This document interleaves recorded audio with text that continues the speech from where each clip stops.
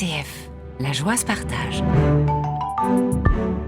Dans le soleil couchant et dans un cadre extraordinaire, on est combien à 1 kilomètre de la place de la Terrasse, Saint-Priest-en-Jarret, un président heureux, monsieur le président du tennis club de Saint-Priest-en-Jarret, des installations formidables, un club qui se développe. Racontez-nous. Alors c'est tout nouveau, effectivement. C'est né sous la mandature du maire précédent. Et là, ça continue avec le maire actuel. Donc c'est un projet qui a été développé sur une certaine durée, puisqu'il comprenait aussi bien le foot que le tennis. Alors ils sont derrière nous, là, un magnifique terrain, ils sont en train de s'entraîner. Oui. Nous, on a 2 cours couverts en dur, 2 terres battues sur lesquelles nous sommes actuellement, et puis donc les 2 paddles que vous avez vus précédemment, qui sont couverts aussi, donc qui permettent de jouer par tout temps. Pratiquement, l'été on joue dehors, l'hiver on joue dedans, c'est parfait. On ne peut pas rêver mieux. On a un joli petit parking aussi pour pouvoir se garer tranquillement. C'est vraiment très très sympa. Et puis même deux cours sur les hauteurs du Sur le Nez, village, mais même si ils sont moins utilisés. Ils sont très très abîmés, donc c'est vraiment pour dépanner, ou pour éventuellement quelques mounards qui veulent aller charger quelques balles occasionnellement. Oui, ils ont un accès libre d'ailleurs. On va situer l'endroit où on se trouve. On n'est pas très très loin du centre Leclerc. Ah oui, le centre Leclerc est tout à côté. D'ailleurs, parfois, pour des manifestations, surtout pour le foot, parce qu'ils ont plus de public que nous. Nous, c'est des rencontres un peu intimistes quelque part. Et eux, ils utilisent parfois le parking le dimanche, comme il est fermé. Ça leur permet d'accueillir beaucoup de monde.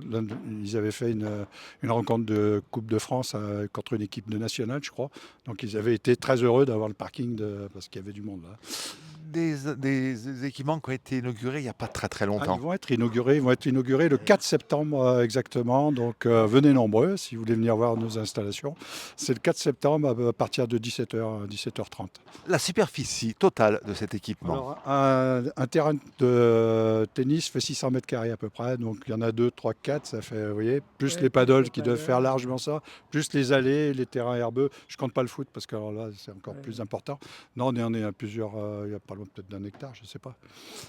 Alors, vous avez un clubhouse aussi. Il y a un clubhouse qui est juste derrière les cours couverts, qui s'est agrandi lui aussi. Il a profité des travaux. On a en gros 100 mètres carrés avec de belles installations, un bureau pour nos moniteurs, 2 dépôts pour ranger le matériel, les chariots avec les balles et ainsi de suite, pour que le moniteur puisse installer tous les plots pour les enfants, parce qu'on a beaucoup d'enfants aussi. Alors, on va parler maintenant. Les installations, elles sont formidables, mais le cœur du club, c'est quand même les adhérents, les joueurs, la compétition et puis la formation des jeunes. Oui, alors c'est pour ça qu'on recrute un moniteur l'année prochaine, puisqu'on s'agrandit un petit peu. Donc on aura un moniteur stagiaire qui viendra épauler notre moniteur titulaire, ce qui permettra aussi de pouvoir travailler sur 2 sites, avoir des cours de paddle et des cours de tennis, parce qu'il ne peut pas être sur deux sites à la fois. Sur 2 cours de tennis côte à côte, il peut éventuellement travailler 2 équipes. Ça peut se faire, mais par contre, il ne peut pas être sur 2 sites différents.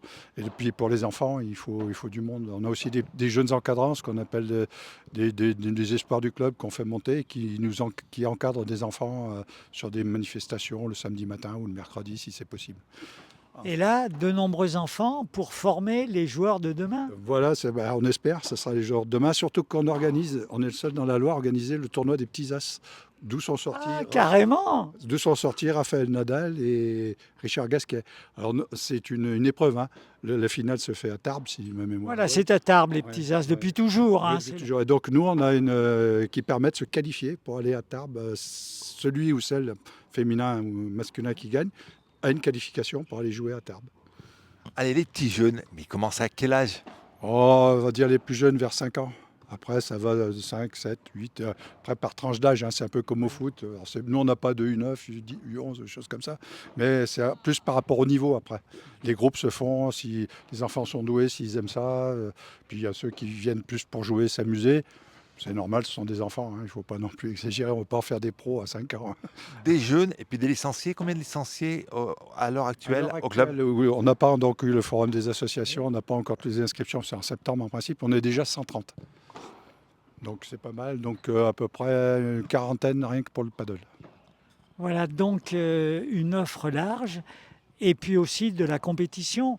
Il y a loisirs et aussi compète Alors la compète, vous avez des équipes engagées dans des championnats par équipe? Oui, effectivement, on a des équipes féminines et des équipes masculines. Donc, ils jouent soit en départemental, le niveau le plus bas. On a des équipes en régional. Et on a une équipe en pré-national. On appelle ça DQPN, mais c'est l'ancien pour bien que tout le monde comprenne, c'est le pré-national. Donc c'est l'avant-dernier niveau. Après, il y a ceux au-dessus qui jouent. Donc c'est notre équipe de plus de 65 ans qui joue en pré-national. Voilà, donc il y a de quoi faire, Ah, il y a de quoi à la faire. fois pour le Deux heures. plaisir et pour la compétition. Le paddle n'est-il pas en train de vampiriser le tennis? Pas vraiment, pas vraiment. Ça se complète en fait. On a une licence qu'on appelle une licence multi-raquettes. Et donc il y a des gens qui jouent au tennis. Et puis des périodes où ils sont peut-être en revenir de blessure, où ils sont un peu moins bien, ils vont faire un peu de paddle pour garder la main et ainsi de suite. Les deux sports sont assez différents par la vitre. Le tennis, ça joue direct, il n'y a pas de vitre pour nous. La vitre, c'est nous. Et là, donc, et puis, on va dire que ceux qui jouent très haut au tennis font souvent du paddle en loisir. Hein, bien qu'ils puissent y venir après. Voilà. Mais c'est deux sports un peu différents, mais ils ne se vampirisent pas. Non, non, ils se complètent en fait. Des joueurs de tennis passent au paddle, des joueurs de paddle vont au tennis, ça marche dans les deux sens. Alors pour l'instant, nous on ne peut pas le voir sur notre cours, mais je pense que c'est beaucoup plus dans le sens tennis qui vont au paddle que paddle qui vont au tennis. Parce que celui qui commence par le paddle, alors je ne vais pas dire c'est un sport moins physique. Le paddle, déjà on est 2 contre 2 tout le temps. Tandis qu'au tennis, on est tout seul.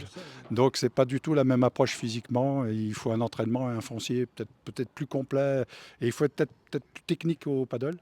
Et plus malin. Et au tennis, le physique a quand même une importance primordial. Alors en technique aussi. Hein. On voit par exemple un style Nadal, ça faisait très très mal à des joueurs plus techniques que lui. Mais parce qu'il était là, il leur faisait tellement mal physiquement que la technique, au bout d'un moment, il n'avait plus de poignet. On va dire que le point commun entre le paddle et le tennis, s'il y en a, c'est le filet. Un petit peu comme le ping-pong. On a le ping-pong, le paddle, le tennis. Le paddle, c'est un petit peu à mi-chemin entre le tennis, alors c'est une image, et puis le ping-pong. Un filet. Pas le ping-pong, mais je dirais peut-être entre le tennis et le squash. Oui, ça ressemble Le au squash aussi, il y a cette histoire de vide derrière. Voilà. Alors c'est un peu. Par contre, c'est vrai que le squash, on peut jouer un contre un. Ouais. C'est même souvent un contre un d'ailleurs, je crois, de mémoire. Mais non, c'est vrai que c'est des sports qui se complètent. Il n'y a pas de rivalité réelle. Alors là, on aura peut-être une dans le futur. Parce qu'il y a des gens, beaucoup d'anciens footeux qui se mettent au paddle aussi, qui ont été blessés, qui n'ont peut-être pas justement la peur de se blesser sur un match de tennis long. Tandis que là, c'est ludique, on loue 1 heure, on joue 1 heure, on s'arrête tranquillement, on est avec un copain ou une copine, et puis voilà. Alors peut-être dernière question, sur ce cours magnifique hein, en terre battue, vous pouvez proposer des tarifs convenables, disons, pour des pratiquants, pour des familles, parce que On a différents tarifs. Donc il y a le tarif couple, il y a le tarif famille, il y a le tarif individuel, il y a le tarif multi-raquette. Si on veut jouer aux deux, on a un prix. voilà. On a fait cette année justement comme on a eu les travaux, on avait fait un prix de fidélité.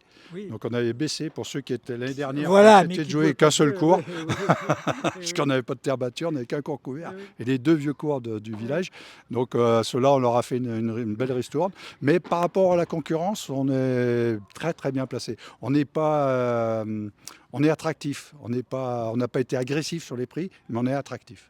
Voilà, Je ferai la écoutez, nuance. voilà, écoutez, merci, bravo. Et puis, à vous. je pense que dans cette semaine à Saint-Priest, après avoir parlé de la culture, on parle du sport, mais Sport et santé. et santé. On a un moniteur qui est sport et santé aussi. Donc on peut avoir un accord avec l'hôpital Nord, des médecins qui disent, par exemple, quelqu'un qui a qu'on a dit un burn-out maintenant, il ne faut pas employer le terme, eh ben, d'aller faire une activité, il peut demander à notre moniteur de lui faire des cours adaptés pour qu'il se détende, qu'il se relaxe, voilà, comme il pourrait faire du tai chi ou autre chose. Hein. Mais bon, on a un moniteur qui est diplômé pour la santé. Voilà, écoutez, Et merci. on a même un handicapé aussi, qui a un tennis fauteuil, D'accord. qui s'entraîne régulièrement ici. Donc, Donc, on a vraiment un panel, bon exemple d'inclusion. d'inclusion et puis d'ouverture à tous, à toutes et à tous. Comme on dit, de 5 ans jusqu'à, je crois que notre aîné, il doit avoir 85 ou 86. Merci. Merci à vous. Alors, Tennis Club de Saint-Priest-en-Jarret, dans cette semaine consacrée à Saint-Priest, qu'est-ce qu'on est bien? En fin de journée, il fait un petit peu chaud, mais pas trop. Et puis, on a trouvé une championne. Alors, racontez-nous un peu votre aventure, Céline, parce que c'est quand même assez étonnant. Traditionnellement, on pense que les joueurs ou les joueuses de paddle sont des anciens tennisman. Pas du tout. Et non, je suis une ancienne athlète de haut niveau en course à pied. Alors mes spécialités, c'était le 1500 mètres, 3000 mètres, voilà, plutôt sur la piste et les crosses l'hiver aussi. Donc voilà. Et j'ai découvert le padel il y a environ 5 ans. Et c'est vrai que c'est assez ludique. On joue par deux. Du coup, on essaye d'avoir des tactiques de jeu comme ça. Et c'est vrai que ça m'a tout de suite j'ai tout de suite bien accroché. Et c'est assez physique quand même. On pense que c'est pas trop physique, mais mine de rien, il y a pas mal de changements d'appui, des lobes, des smatchs, etc. Donc on se fait plaisir, voilà. Comment on peut définir le paddle? C'est du tennis, c'est un cousin du tennis, le paddle? On va dire ça parce que, mine de rien, il y a quand même, on voit les anciens tennismen quand même, au niveau des volets notamment. Mais moi, j'ai pas de base tennis, mais du coup, je m'en sors quand même. Donc, mais il y a quand même une bonne base. Enfin, on peut se faire plaisir en tant que tennisman, voilà. Terrain plus court, raquette plus petite. C'est un petit peu ça, Jean-Claude. Alors moi, le paddle, je ne connais pas du tout. Oui, alors ce qu'il y a d'impressionnant d'abord, c'est le terrain, le fait qu'on joue en double Tout à fait. et que les grillages aux alentours permettent de faire des effets un peu inattendus. Tout à fait. Donc après, on peut effectivement on peut se servir des vitres en défense pour justement taper et renvoyer la balle de l'autre côté. Et les grilles, effectivement, c'est très aléatoire quand on essaye. Mais il faut toujours avoir un rebond avant la grille ou la vitre. Mais effectivement, les rebonds peuvent être inattendus des fois. Voilà. Mais voilà, c'est le jeu. Alors, très tonique, il y a aussi certainement le fait qu'on s'amuse beaucoup. Manifestement, il y a un côté extrêmement ludique. Très rapidement, on peut prendre du plaisir. Exactement. C'est vrai que c'est un sport, contrairement au tennis, je pense, c'est plus accessible. Voilà. Alors, c'est sûr qu'au début, les vitres perturbent un peu, tout ça, mais on peut rapidement se faire plaisir. Même si on n'est pas, on va dire, confirmé, on peut quand même faire des échanges. C'est ça l'intérêt c'est accessible, voilà, et ludique, toujours. Voilà. Voilà, alors, Jean-Marc? Et puis le paddle, on l'a vu avec vous, ça se joue en mixte, des hommes, des femmes, même des enfants. On peut commencer jeune le paddle. Tout à fait. Alors il y a effectivement des écoles de paddle maintenant qui s'y mettent parce que justement les jeunes peuvent commencer tout à fait à partir de 5-6 ans, je pense. Et puis après, on peut jouer en double mixte ou double femme ou homme. Voilà. Après, il y a des tournois en fonction des niveaux. Ça commence à P25, P50, et puis après, on monte à l'international aussi. Voilà, donc il y en a pour tous les niveaux, voilà.